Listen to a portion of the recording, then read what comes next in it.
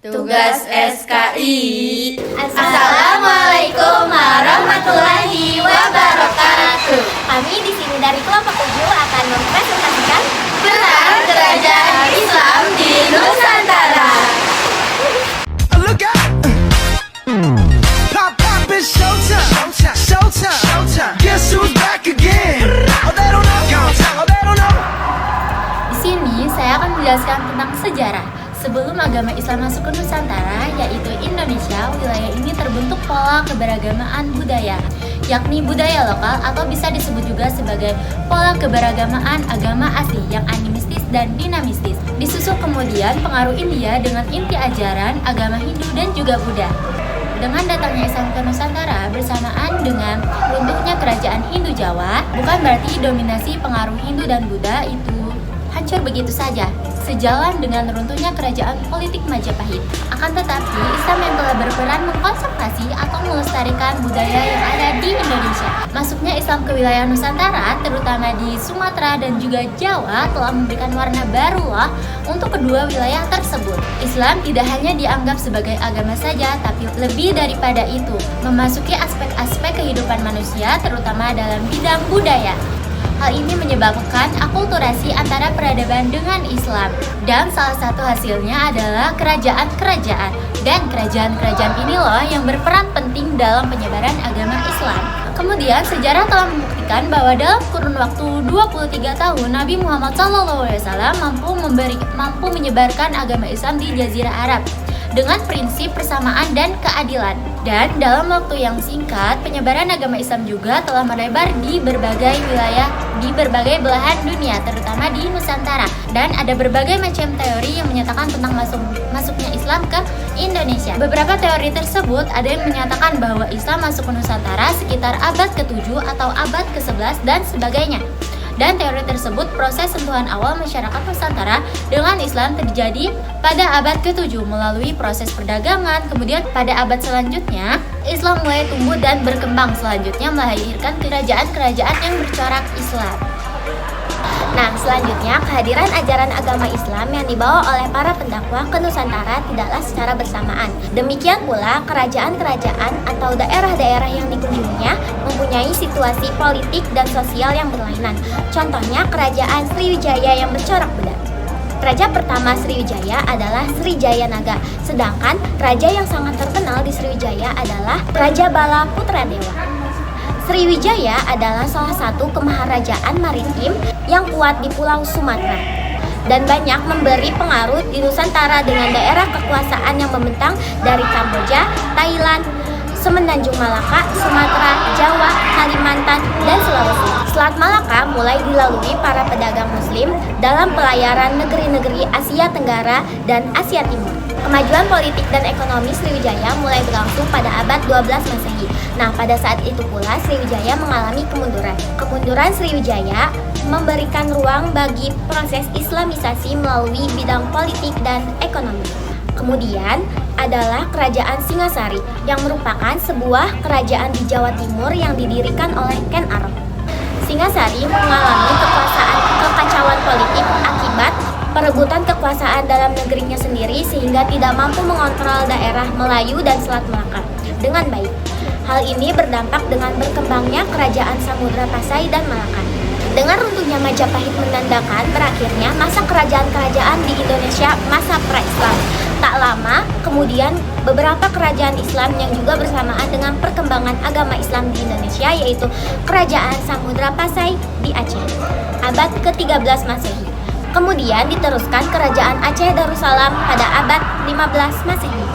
Kerajaan-kerajaan Islam di Jawa antara lain Demak, Pajang, Mataram, Cirebon, dan Banten. Adapun pola pembentukan budaya Islam menggunakan pola Samudra Pasai. Sejak awal perkembangannya, Samudra Pasai ini banyak sekali yang menunjukkan pertanda dari perkembangan suatu negara baru. Kerajaan ini juga tidak hanya berhadapan dengan golongan-golongan yang belum ditimbulkan dan diislamkan dari wilayah pedalaman, tetapi juga harus menyelesaikan pertentangan politik dan pertentangan kekeluargaan yang diperpanjang. Dalam proses perkembangannya menjadi negara terpusat, reputasi sebagai negara beragama itu masih berlanjut. Terima kasih. Setelah berdirinya kerajaan Islam yang diawali dengan kerajaan Samudra Pasai hingga ke bagian timur Nusantara, para penyair memperoleh jabatan penting dalam struktur birokrasi kerajaan. Masjid sebagai pusat dakwah telah berdiri, pendidikan kader ulama, mengislamkan raja beserta keluarganya, dan pendekatan sosial. Di sini saya akan menjelaskan kenapa sih Islam mudah diterima oleh masyarakat Indonesia. Jadi, Islam mudah diterima oleh masyarakat Indonesia dipengaruhi oleh beberapa faktor. Di antaranya, yang pertama, ajaran Islam sederhana. Karena ajaran agama Islam dapat atau mudah dimengerti dan cara masuknya hanya dengan mengucapkan 2 kalimat syahadat. Asyhadu an la ilaha illallah wa asyhadu anna Muhammadar Rasulullah. Yang kedua, Islam tidak mengenal kasta. Tidak. Lagi apa? Lagi nyangkut, Pak. Ayo makan bersama. Ayo. Agama Islam tidak ada yang namanya perbedaan status sosial. Yang ketiga, pernikahan antara pedagang muslim dengan penduduk pribumi.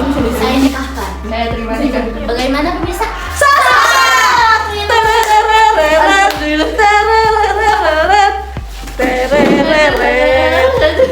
Yang keempat, Islam disebarkan secara damai. Tidak ada kekerasan dalam agama Islam ketika menyebarkan agama Islam. Kalian harus masuk Islam. Syahadat. Jangan jadi ya.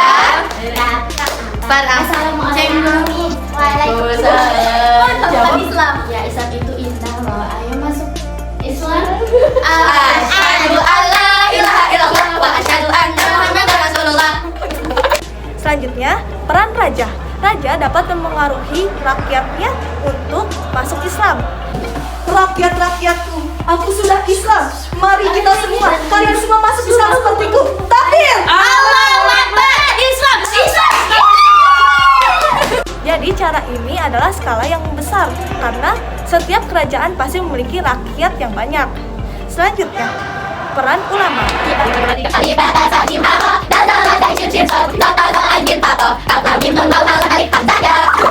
Ulama menyebarkan agama Islam melalui jalur pendidikan, sosial, dan akulturasi. Selanjutnya, akulturasi budaya. Islam bercampur dengan kebudayaan yang sudah dikenal masyarakat. Contohnya, ketika Sunan Kalijaga menyebarkan agama Islam melalui tokoh-tokoh wayang. Ayo berdoa udah masuk Islam. Mau masuk Islam? Emang kenal? Mau masuk Islam? Emang udah Islam kenal? Iya benar, Islam teh ajaran dulu. Bener. Weh, gini. Guys, asup Islam. Dan yang terakhir, runtuhnya kerajaan Hindu dan Buddha. Jadi, Kesultanan Islam di Indonesia telah menciptakan tata kehidupan baru yang sesuai dengan ajaran Islam. Islam sebagai agama baru dengan mudah diterima karena tata nilai dan sistem di dalamnya terasa lebih adil. Bisa dilatih, Jiren. Masing-masing individu memiliki kesempatan yang sama untuk menempati derajat yang tinggi di mata Allah Subhanahu wa taala, tanpa membedakan latar belakang, budaya, suku, ras, ataupun keturunan. Demikian pula dalam tata pergaulan sehari-hari.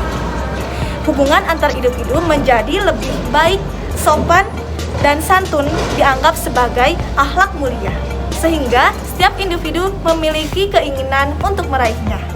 Ini menunjukkan bahwa Kesultanan Islam di Indonesia senantiasa menjaga perdamaian di tengah rakyat sehingga kehidupan dapat berjalan dengan aman dan damai.